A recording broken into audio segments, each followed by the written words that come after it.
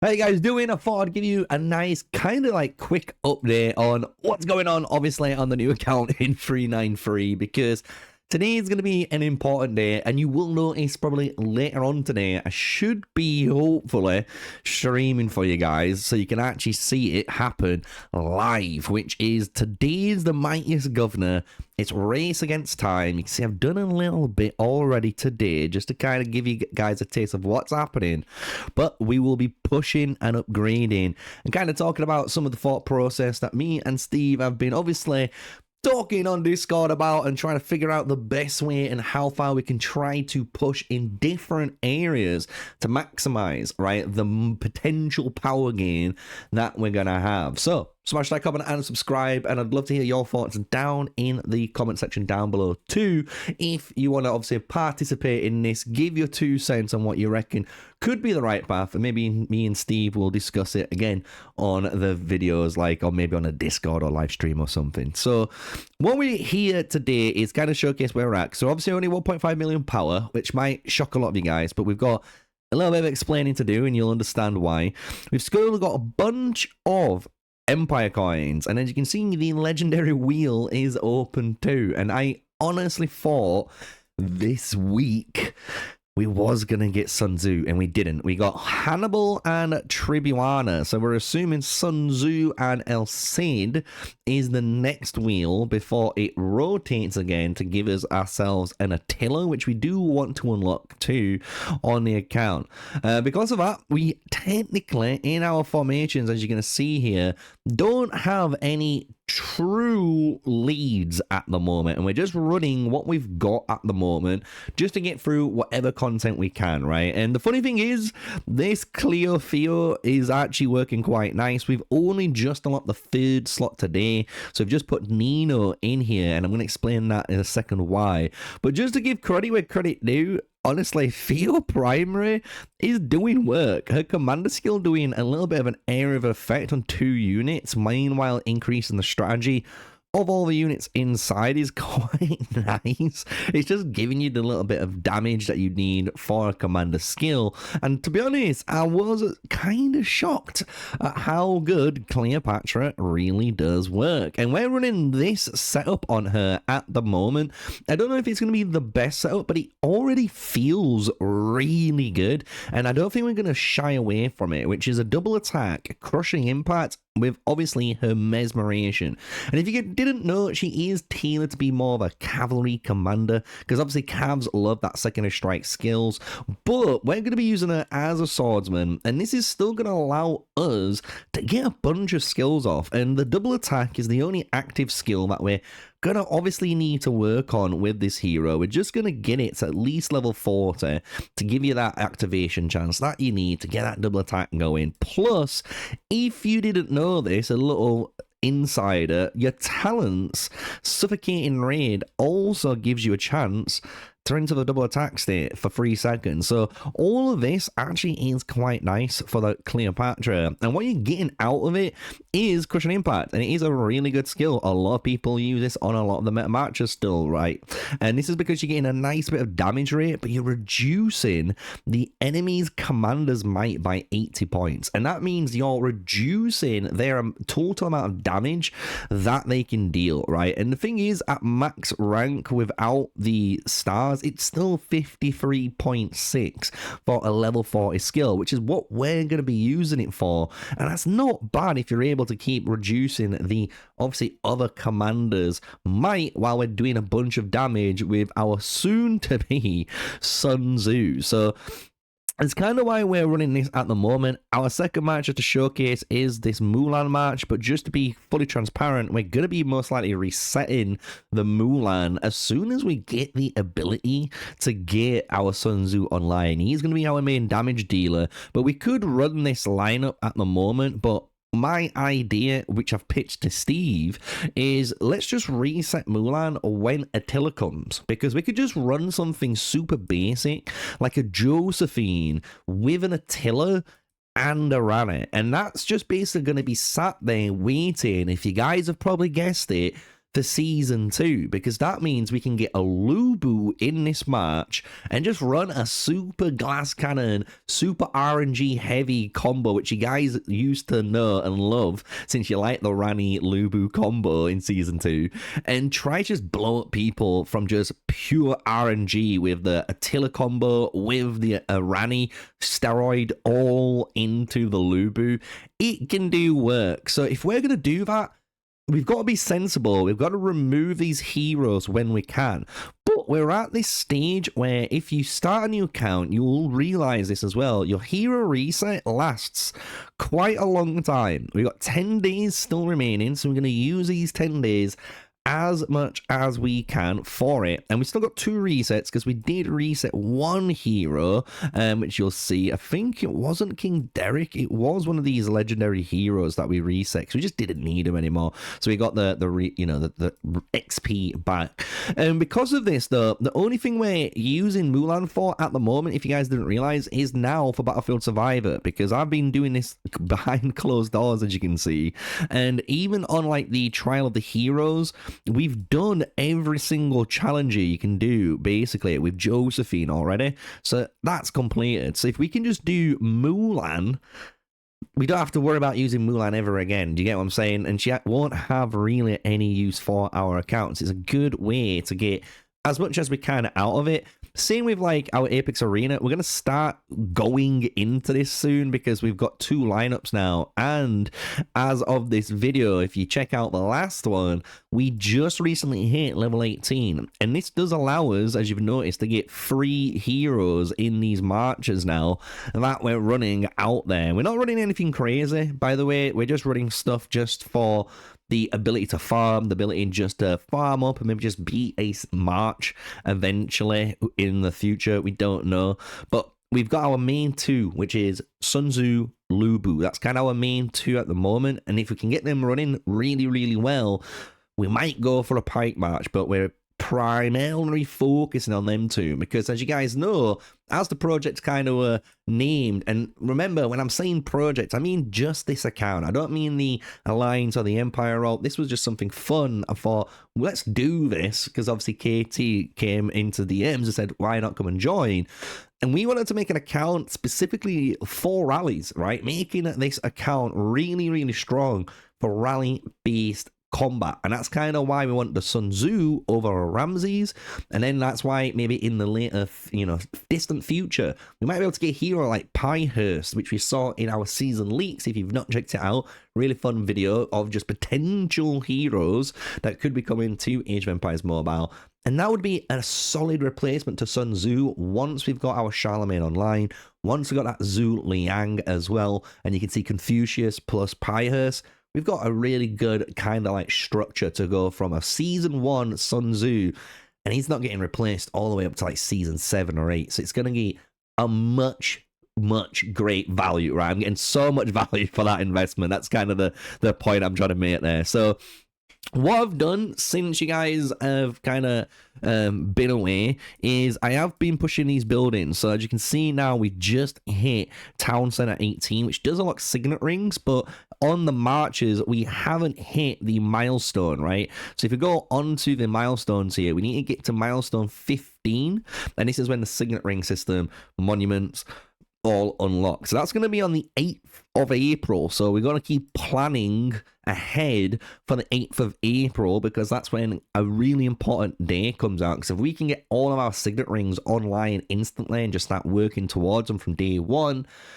our March is going to be absolutely frying, guys. It's going to be absolutely frying. So what we're doing at the moment is just passively getting things ready for later on in today's stream. We're trying to get this guy basically ready to pop at level 19. And then, if you guys have not guessed it, we're going to be pushing a bunch of tech in the live stream. We're going to be pushing through, getting our T4 unlocked, and most likely going all the way up to T5 minimal on the account. And then we're going to work out what's going to be the best route. And this is where you guys might come in here, because we do have, obviously, full transparency here, 712 million resources plus these extra bits in items. And in speed ups, you can see we've got 76 days worth in research, 115 in building. So we can do a lot more good building, but 182 days worth in universals. And that's where the decider matter, right? It's going to be where we go. Do we go for one of two things, which is, do we push our citadel here, our town center, all the way not to 20 when we get to advance into the glorious age and get our new troops online? Do we actually push it all the way up to 25? And the reason why we're deciding out of one of those two levels is down to your research. And if you're a clever clogs, you probably guessed it already. And that is, if we come over here, T7, in order to unlock T7, that's level 30. That's too much, right? So if we just go to T6 though, that's 25.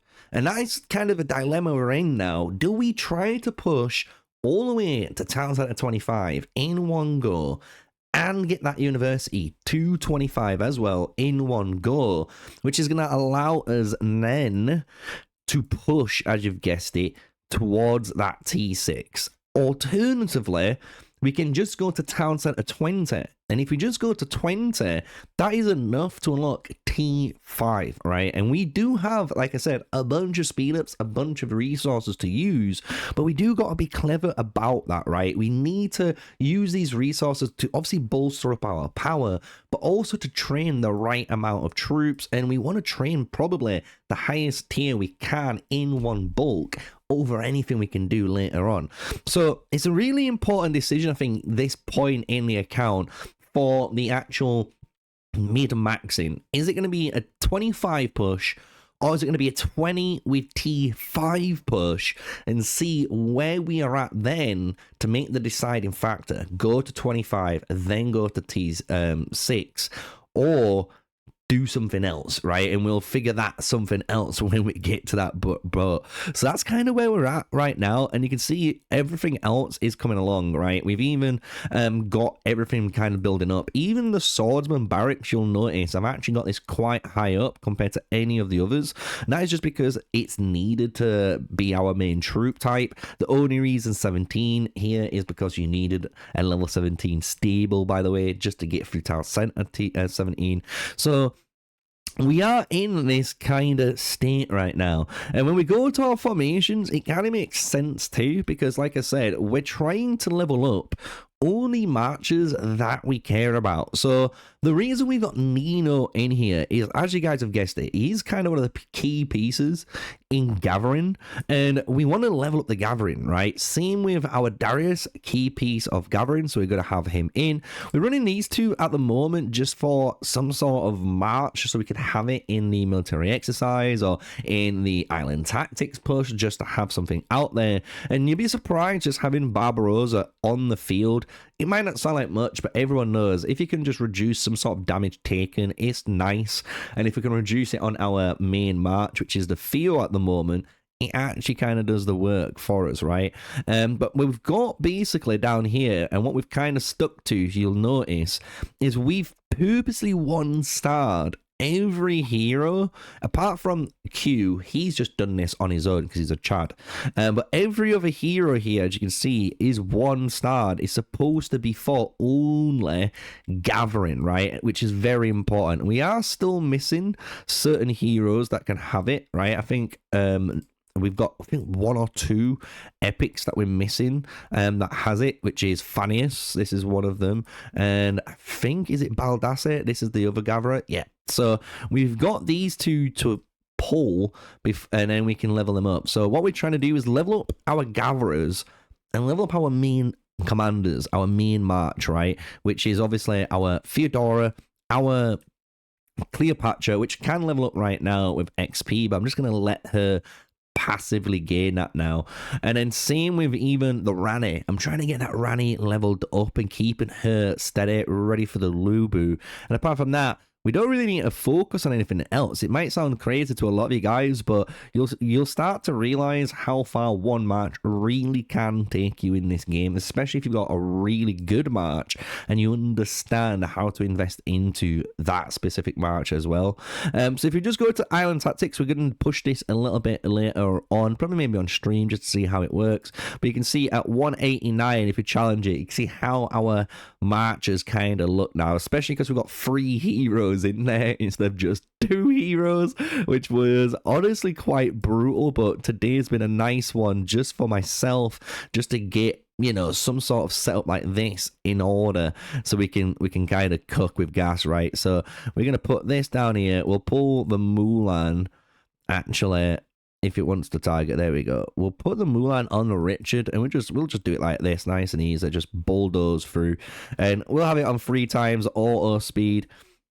And you'll be able to see, like, just how nice this is, honestly. Like, even the Mulan, just having that 1 skill leveled up, guys, with the Rani actually fully skilled up, doing what she needs to do, which she will be doing for the Lubu.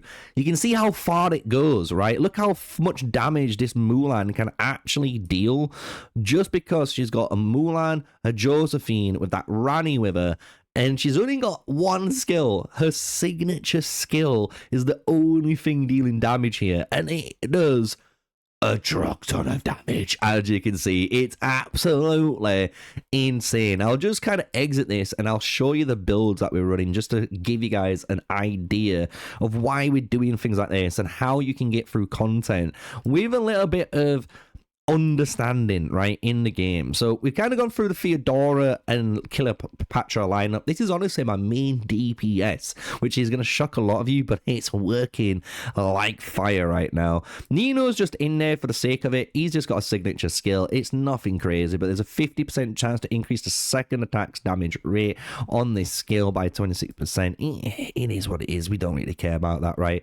But Mulan, our Mulan, level 25 signature, nothing else. And it's just such a good investment, honestly. Especially when you've got a hero like Rani now, which is forcing her into that double attack state, giving her some extra might here, increasing the damage potential of all of your heroes by 14.7%, and then doing Warrior's Hymn, which is giving you even more might and even more potential to crit now on that Mulan. And that Mulan is just literally seeing this skill and firing it off, and it's such a little good combo for most players. If you want to abuse this, I would abuse this. It's such a good one. Even if you're not going to play archers, you can do what we're going to do.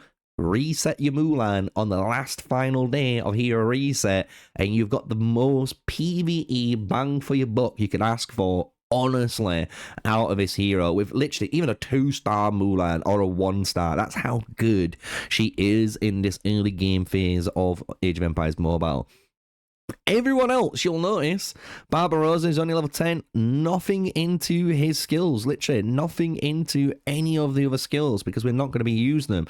They're only there for the stats, and to be honest, the best commander skill. So again, Barbarossa for us gives us the best commander skill. He reduces up to 5 nearby allies' troop might damage taken. So that means now, technically, our Mulan here and our Theodora does better in all of our little PvE events, all the stuff that we need to do in order to keep pushing this early game and catch up. So what we're going to do, like I said, later on in the day, check out my live stream. If you haven't got my notifications turned on, turn them all on and hit the subscribe button so you can get notified when. And we will be doing the unthinkable, as you guys have guessed it. We will be finally kind of live streaming this account and using the boost here and pushing up some power on our account, and hopefully in maybe 2-3 million power overall. We won't be going too crazy on the power yet, and the only reason, and to kind of finish up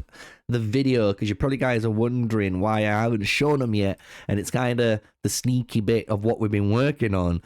But when we get our Sun Tzu, we are cooking. We've got over 258 universal medals already, which is just nuts, right? We're almost like literally halfway there. to having a 3-star Sun Tzu with just medals alone. That's how insane we have. So we just need to pull really well on a wheel, and we could have a 5-star Sun Tzu first day, guys, on our account, which is gonna be massive. And that's where a lot of the troop power and your account power is gonna start to apply. We still also have these 116 skill scrolls to use on that hero too, ready for him to get absolutely fired off. Then if you are wondering what build we're going to run, we are sticking with what skills we've got on our other heroes and playing more for the Sun Tzu with Flash of Inspiration and Strategy's Master's Gift. We were contemplating this last night, what builds to go, because we could have tried a more greedy build, which was Strategy Master's Gift with ultimate strategy. And what this would mean is we would need to swap out our Theodora skill, and as you guys would probably guess it's going to be for maneuver, right? So if we go to Theodora, this is just a little bit of tech if you guys haven't checked it out. You could not unlock War Tactic and have a maxed out maneuver, and this is going to give you a 75% chance to skip the charging state for your commander, which means you're not needing technically the Flash of Inspiration, because yes, it's going to give you 85%, but here's 75, and we could go for way more damage with our Sun Tzu and be greedy in that department. We were honestly contemplating this for quite a long time and figuring out what would be the best way, especially with what we're going to be picking up in terms of our rings. And we even decided we're most likely grabbing that Skyward Knight on our march. And if we're getting Skyward Knight, to be honest, that 85% plus the bonus from Skyward Knight is going to make it as high as possible for Sun Tzu to keep going off, keep doing damage, and be more consistent. And that's what we kind of landed on. So we're not doing a maneuver build, unfortunately. I know a lot of you guys might have wanted to see that, but we are going to do a War Tactic Immortal. We might do some testing for you guys and get this maxed out later down the road, obviously, and test out a maxed out maneuver and change out Flash of Inspiration for something else and see how well it does. But at the moment, we did come to the conclusion of running Sun Tzu, Flash of Inspiration, Ultimate Master Strategy's Gift, and going absolutely crazy on the activation and just steroids on himself. So that is basically everything I can show you right now until later on in the live stream that's going to go live. So if you've enjoyed the video, smash like, comment, and subscribe. Remember to hit the notification bells because it will notify you when I go live. And that's everything, because I know some people have custom ones up, and that's probably why you might not realize I'm live sometimes. It's just how it is on YouTube. But yeah, it's going to be a bit of 393 pushing it today. Let's see how far we can go. And yeah, until then, stay safe, stay sneaky, guys. Peace out.